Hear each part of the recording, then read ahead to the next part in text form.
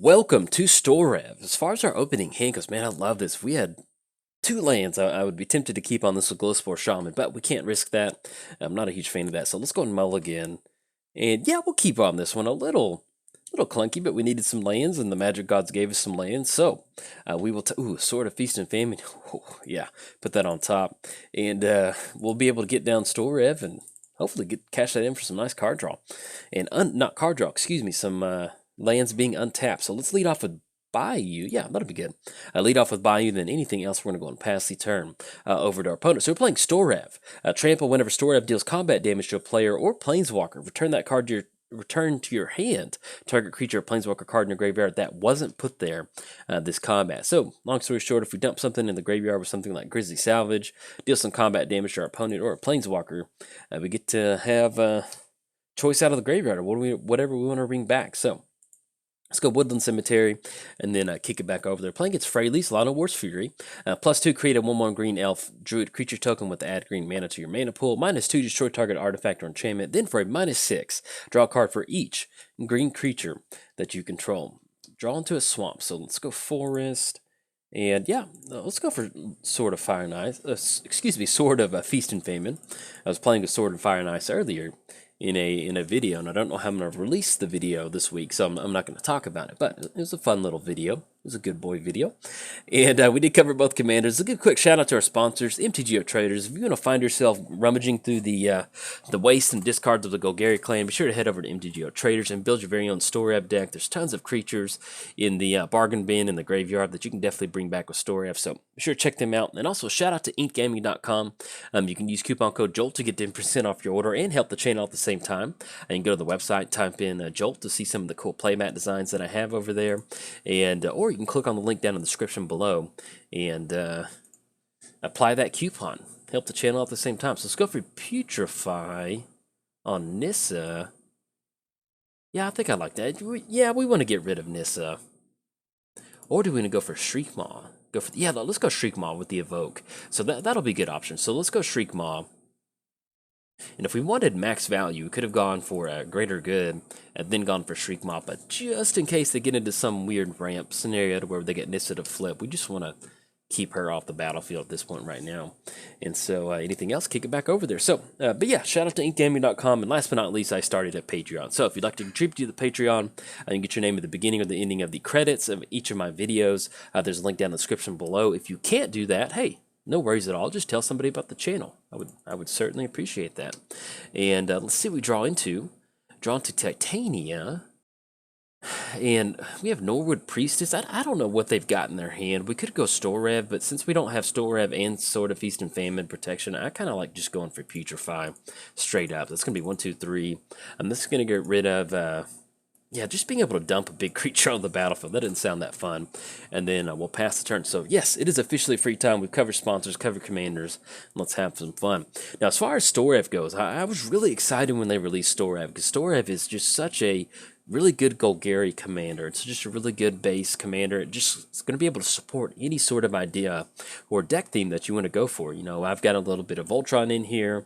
Even something just adding like Sword of Feast and Famine. The fact that it does have trample really helps you and that kind of put in some nice combat damage. You know, fingers crossed, if we run into another lane next turn, we're going to have that onto Storrev, and that'll keep us protected from our opponent, being able to swing past a lot of their creatures. You can go heavy Enchanters build if you want to, you know, building a really big Voltron Storrev, or you can just kind of go with a nice mid-range deck. You know, we've got a lot of good enter the battlefield creature effects like Shriekmaw, and then we can bring them back with Storrev. And to look at our opponent, they go for Eternal Witness. We have Golgari Fine Broker if we want to. Since we have no lands in the graveyard, I think what we'll end up doing is actually going for Storrev. Yeah, let's do that, because that's going to force our opponent to, if they get Freyalise down next turn, they're going to have to go for that -2. That makes it a little bit easier for us to push in our opponent with Storrev and hopefully close it out. And then once we do that, that's going to allow us to at least bring back Shriekmaw, start kind of cleaning up some of their creatures. But that's what the good thing about this deck is, you know, if you want to go Voltron, if you want to go mid-range, if you want to go like over the top Planeswalkers, proliferate with Evolution Sage, you can certainly do that. There's just a lot of options that you can go for. And opponent's going to get down Run Vanquisher, Death Touch, 3/3, Nissa, Vastwood Seer, grab another Forest. Okay, so what we can do is Shriek Maw. We're going to have to get in there and deal damage with Storrev. We might, if they don't have an answer for Sword of Feast and Famine, I think I kind of do like pushing in. Yeah, let's see. Actually, if we hit the land drop for the turn, that's going to be perfect. Let's see, fingers crossed. Oh, Obnixilis. Well, we can at least use Obnixilis to get rid of Vanquisher on that Death Touch. Yeah, that's going to be good. Well, actually, Nissa, Vastwood Seer, they've got 4, 5, 6. Yeah, they've got 6 lands, so we don't want Nissa to flip just yet. Yeah, I think I like doing this. So let's go Sword of Feast and Famine. And that's the only downside is we didn't hit the lane. If we would hit the lane, we could have gone Sword of Feast and Famine and something like Golgari Finebroker or even Greater Good. But unfortunately, I think I kind of like making this trade. So it'd have been nice to get that little bit extra sequencing, but we're going to make this work. So let's go and swing in with Storrev. That's going to be a 7/6 coming across. Protection from green. And we'll be able to... Oh, yeah, excuse me. They can't block because of protection from green. Sometimes, let's bring Shriekmaw back. And we can't cast that just yet, but at least we're going to make them discard a card. Yeah, sometimes when you're recording and giving commentary at the same time, sometimes your brain just forgets about neat little interactions like that. So we're going to swing in, deal 7 total commander damage, bring back Shriekmaw, and that's going to allow us to go... Yeah, I think I like going Shriekmaw on Nissa. Yeah, let's do that, because what that's going to do is that's going to allow us to basically just kind of keep this chain of spot removal going. So we're going to get rid of Nissa. If they want to do swing in with the Eternal Witness and the Vanquisher, that's going to be 5 damage. They can go for that. And then nothing else that we can cast this turn, so we're simply just going to go and pass the turn to our opponent. So you definitely see where I was talking about. If this is a Voltron deck, simply just putting Sword of Feast and Famine, which is already a good card to begin with, onto Storrev, that's going to make it to where you've got a 3-turn clock dealing commander damage to your opponent. So we'll take that. So we're probably going to see Freyalise come down and use that -2 to get rid of the sword. Yep, that's about what I figured. And so we do have, hopefully we hit the land drop. That's going to be the main thing. If we can hit the land drop, especially if fetch land would be nice, because we can kind of really build up a nice board state with Titania. And then once we get Greater Good going, that's going to be a really good option for us. So we've got Freyalise with Trample, +2 to create a token. Yeah, I think I kind of like going for the Golgari Finebroker, bring back Sword of Feast and Famine. Because we can cast it next turn, equip it, and they're going to be the +2, so they're going to have to use that. And then, yeah, let's do that. So let's go and swing in Storrev. Because I like getting rid of Llano and also like getting rid of Ren's Run Vanquisher. So let's do this. So let's go and swing in at Llano and Ren. See if they want to offer up the block on the 3/3. All right, they're not going to go for this. So we're going to get rid of Freyalise. It's going to get rid of that. Let's go and return Shriekmaw back to our hand. And that's such a nice effect, being able to get rid of Planeswalkers too. At least getting that Planeswalker Enable trigger. That's really good. So let's go Obnixilis. So at this point, I think I just want to cash in some card draw. So if we go Obnixilis +1, that's going to keep Obnixilis around. That's going to force them to come swinging Obnixilis and kind of protect our life total. And then anything else will pass turn over our opponent. So at this point, we're just trying to make the land drop. We've got a lot of ramp in here. We've got a normal amount of lands in here too. So hopefully we can get some lands going, and that'll kind of open us up on being able to get a little bit better stuff going. But yeah, with this deck, there's just so many overlapping, synergies that you can get going. Greater Good. We have Shriekmaw enter the battlefield. We sacrifice Shriekmaw to Greater Good. Draw 3, discard 3, and then even though you're discarding 3, we have a commander that cares about bringing cards back out of the graveyard. So there's a lot of good options for us that we can just really kind of build some nice value. It really reminds me of the first time when I got into Magic. I got in during Return to Ravnica, and I fell in love with Golgari, and my first standard deck was just like a Slitherhead, whatever sort of deck, and just a Golgari scavenge deck. And this deck definitely reminds me of that, where it's just kind of building up your graveyard and just having as much value between your graveyard and board state as possible, because you can just see, even just swinging in with Storrev and dealing some damage, working on that commander damage, and bringing back Shriekmaw is a really good thing. All right, so we've got Ren swinging in. That's going to be 3/3 out of Obnixilis. Yeah, that's fun. Swing in, knock it down to 3. That still gives us the option to go for the +1 to go for a card draw, or we can use the -3 to destroy one of our opponent's creatures. But with us sitting on a Damnation and them only have 1 card in the hand, I think that's... we pretty much know what we're going to go for. Now, we finally do hit the land drop, so let's go Swamp. And if we're going to end up doing that, I think we just swing in for commander damage with the 5/4.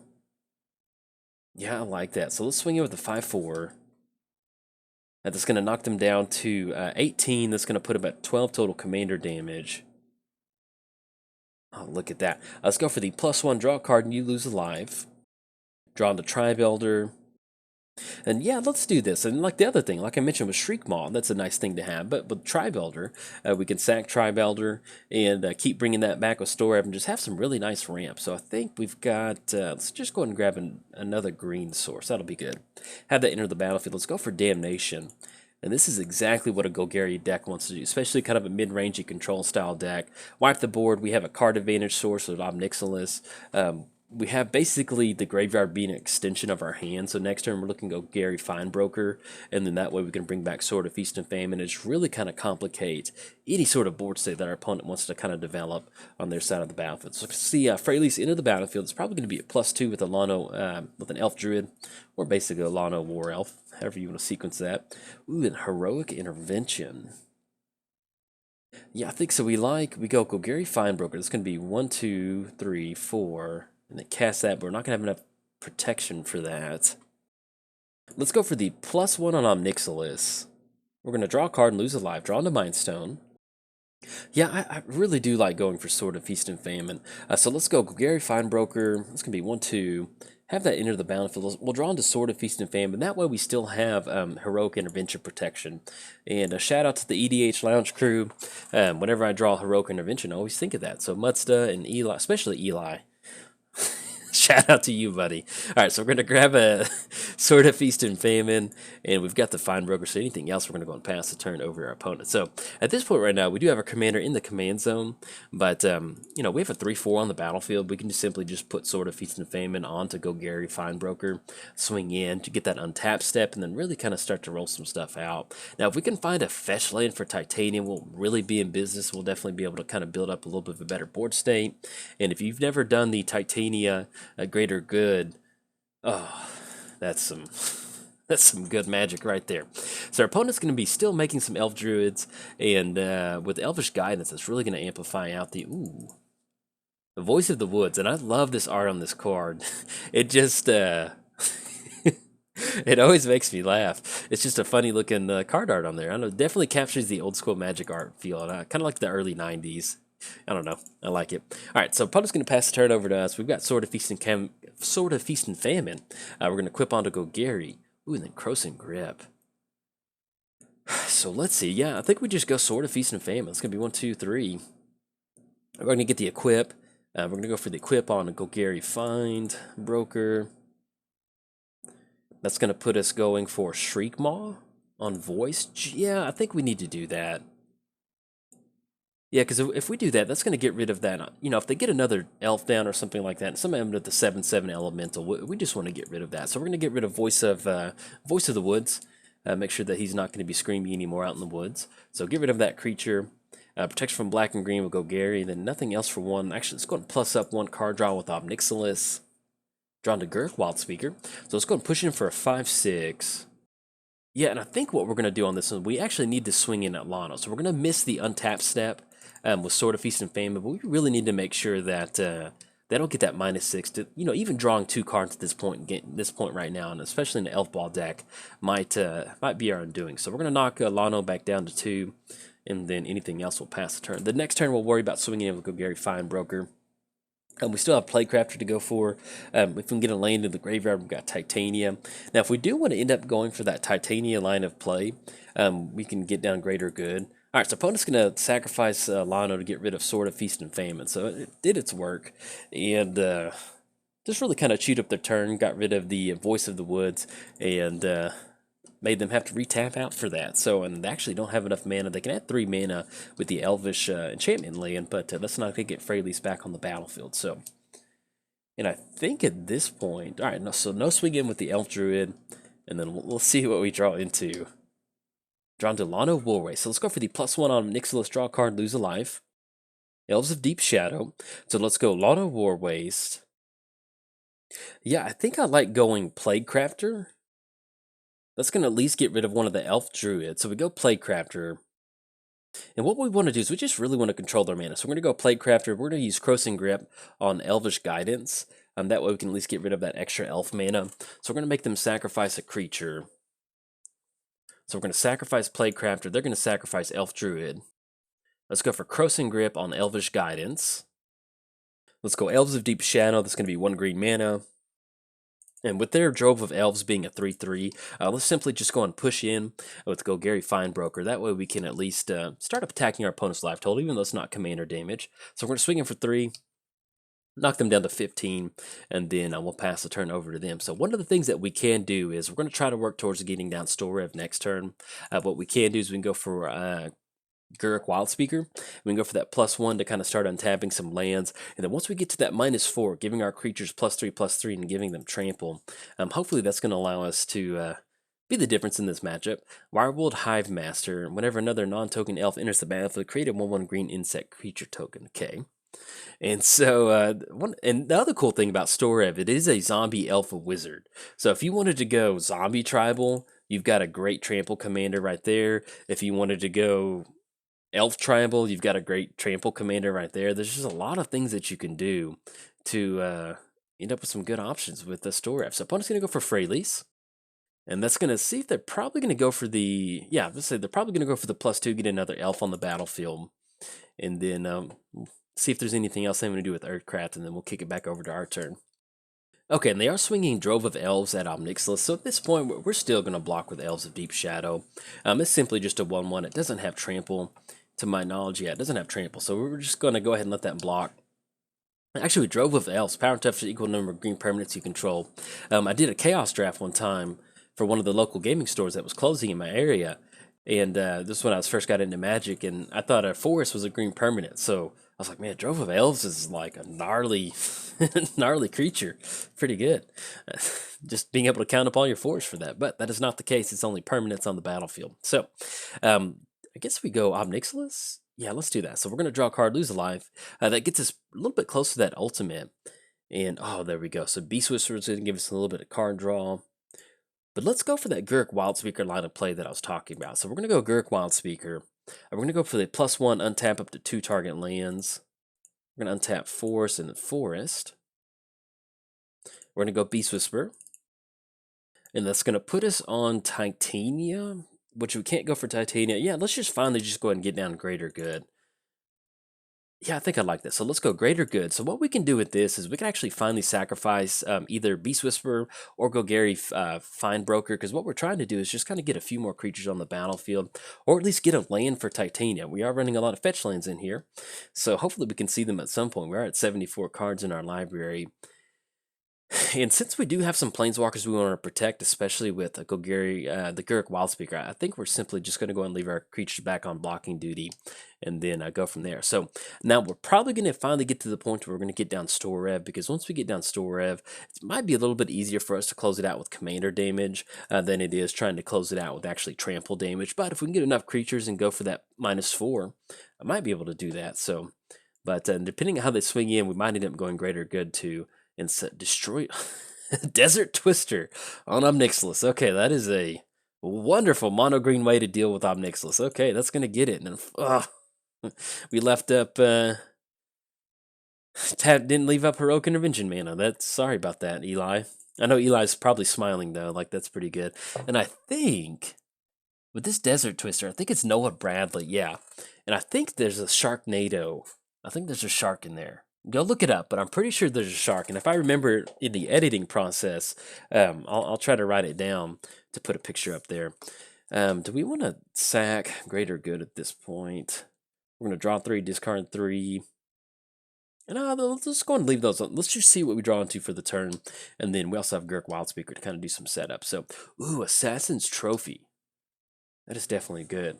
So that's a good option to have. So let's get down Storrev. That's going to be 6 total mana. That's going to be 1, 2, 3. That still leaves up Assassin's Trophy. That's going to give us a card draw off of Beast Whisperer, and we can still untap some lands with Guruk Wildspeaker. Oh, Glowspore Shaman. That's exactly what we want to see. Basically, we just kind of start flooding the board to make sure this Guruk Wildspeaker is going to be good enough for us. So that's going to give them an extra elf. Let's go for the +1 untap up to 2 target lands. Let's split this one down the middle. We're going to go Glowspore Shaman. That's going to be an additional card draw. Now, with us casting these creatures, one of the downsides to this is that they're going to be able to keep getting those insect tokens, but I think we can, hopefully we can take advantage of it quicker than our opponent can with these insect tokens. So we're going to get, the opponent's going to get another insect token. And do we have, oh man, we had the Golgari Charm in here, but I think I cut it for something else. That would have been so nice to deal with these tokens. Yes. Do we actually, no, we're going to leave that Foul Orchard for Titania. That's something that we want to go for. So we're going to let's make the land drop for the turn, Grill Guild Gate.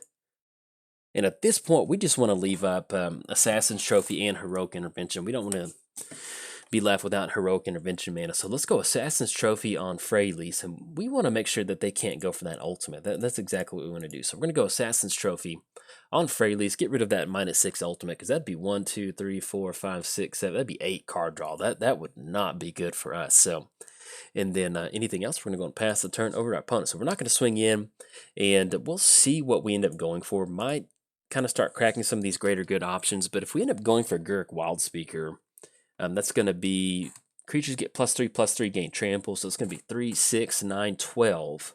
And that's going to be 15. That's going to be 17. That's going to be 20. That's going to be 25. And depending on how much they tap out, so 25 -4, 21, 20, and then put them down to, yeah. So we're not going to have enough at this point to stop it. But the Drove of well, we might, because the Drove of Elders can only block one creature, and they had to completely tap out for Llanowar Fury. Or Freyalise, excuse me.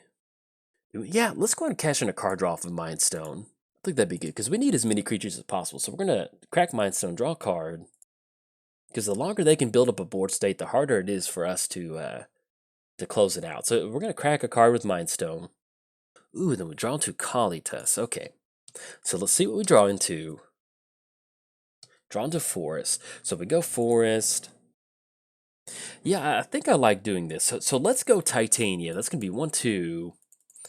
And shout out to our opponent for this one. This has been a really good, we've been a little bit behind on the clock, so our opponent's been a great sport on this. So we're going to cash in a card draw.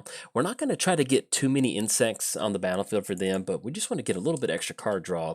And we're going to go for Titania. We're going to be able to bring a land back to the graveyard, onto the battlefield. And at this point, we're just kind of looking for a little bit of spot removal. So let's go and sacrifice Titania. We're going to draw 5 cards and have to discard 3 cards. And Verdant Catacombs. Okay, that'd been nice to have just a little bit earlier.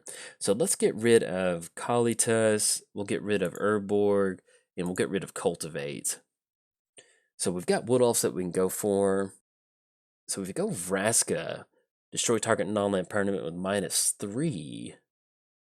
That'll get rid of one of those clue tokens. And get rid of their insect tokens. Yeah, I think that would be good. So let's go Golgari. Let's get down Vraska. So we're going to go for the -3 destroy target. We're going to get rid of that Wiredwood Hive.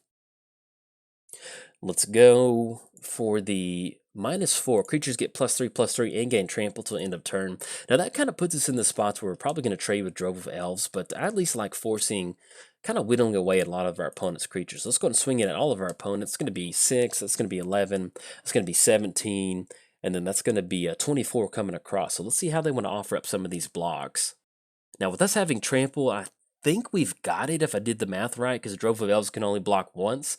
But we'll see. Let's see how they decide to offer up blocks, though. Okay, that's going to put them all the way down to 2. Oh, we could have used Heroic Intervention. Well, we'll wait on Heroic Intervention, just in case they go for something else. All right, opponent's going to scoop it up on that one. Maybe we missed something. We could have maybe done something a little bit differently. But our opponent's going to go and scoop it up. At this point, with us having these trample options on the battlefield, we have Heroic Intervention. We could have used that to keep some of our creatures around. Completely forgot about that. But anyway, we're going to be able to close it out. And our opponent also wanted to mention this earlier, Captain Trips. I don't know if this is a mention, like a throwback to the Stephen King's The Stand, but if it is, I love the name. But yeah, this is pretty much exactly what we would be doing with a Storrev Golgari mid-range deck. Just kind of have a little bit of value all the way across the board. Have the just really kind of feedback loop between the graveyard and our hand. Earlier in the game, we could have maybe held up a Heroic Intervention, but you can see where we're able to use that -4, that +3/+3 and gain trample, and just really kind of start to kind of close it out. Now, we could have sequenced that just a little bit differently. I think that last turn, if we'd gone Vraska, gotten rid of their other creature, I think that would have been just enough damage because they wouldn't have gotten that extra token. So a little bit of a misplay on our part. But hey, first time playing the deck. And yeah, if you enjoyed the video, like and subscribe. Thanks. Bye.